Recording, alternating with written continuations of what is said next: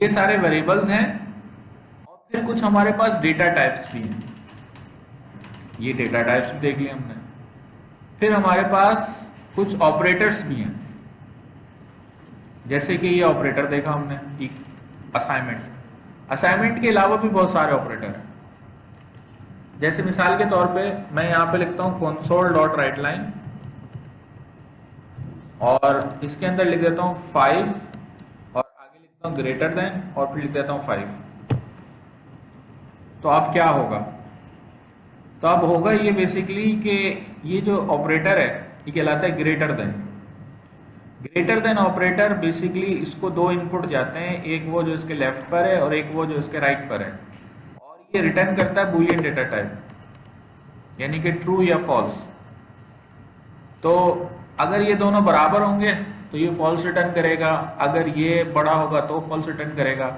ये true return करेगा जब 5 इज ग्रेटर देन 5 होगा। तो मेरी बात समझ में आ रही है? कौन ट्रू रिटर्न करेगा? Greater than operator.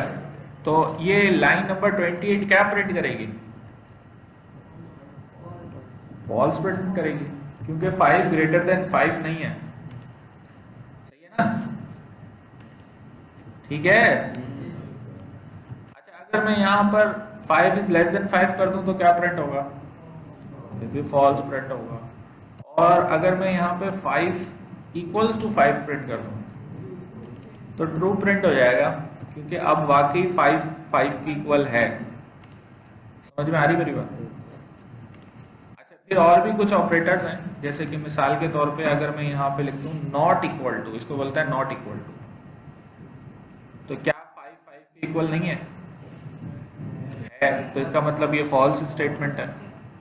बात समझ में आ रही है? अच्छा, इसी तरीके से हमारे पास एक ऑपरेटर होता है greater than equal to. Greater than equal का मतलब ये है कि 5 या तो 5 से बड़ा है या बराबर है। ये तो ट्रू हो जाएगा, क्योंकि ये अब दो कंडीशन हो गई हैं, या तो बड़ा हो या बराबर हो। ठीक है। फिर इसी तरीके से एक और हमारे पास होता है लेस देन इक्वल टू। या तो छोटा हो या बराबर हो, तो ये भी ट्रू है। समझ में आ रही मेरी बात? तो आप देखेंगे कि ये भी ट्रू है।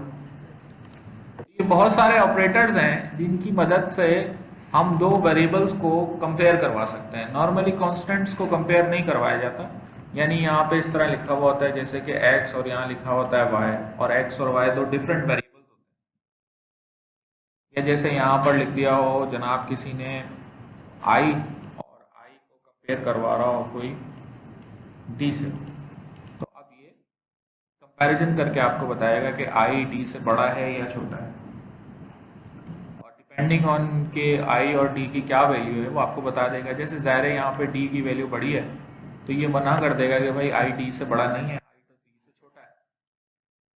बात समझ में आ रही है? ठीक है। तो ये बेसिकली ऑपरेटर्स हैं और इनका मकसद ये होता है कि इनकी मदद से हम कुछ वेरिएबल्स को कंपेयर कर सकते हैं, कंपैरिजन कर सकते हैं। इसमें less than equal to, not equal to, less than equal to और greater than equal to operators use होते हैं। फिर ये जो ऑपरेटर्स हैं, बाज़ औक़ात हमें एक से ज़्यादा इन कंडीशंस की ज़रूरत पड़ती है। इसको बोलते हैं कंडीशन, ये कंडीशन कहलाती है। ठीक है। तो ये जो कंडीशन हम यूज़ करते हैं तो बाज़ औक़ात एक से ज़्यादा कंडीशंस की भी ज़रूरत पड़ती है, तो उसके लिए भी कुछ ऑपरेटर्स हैं हमारे पास। मिसाल के तौर पे अगर मैं यहाँ पे लिखूँ कि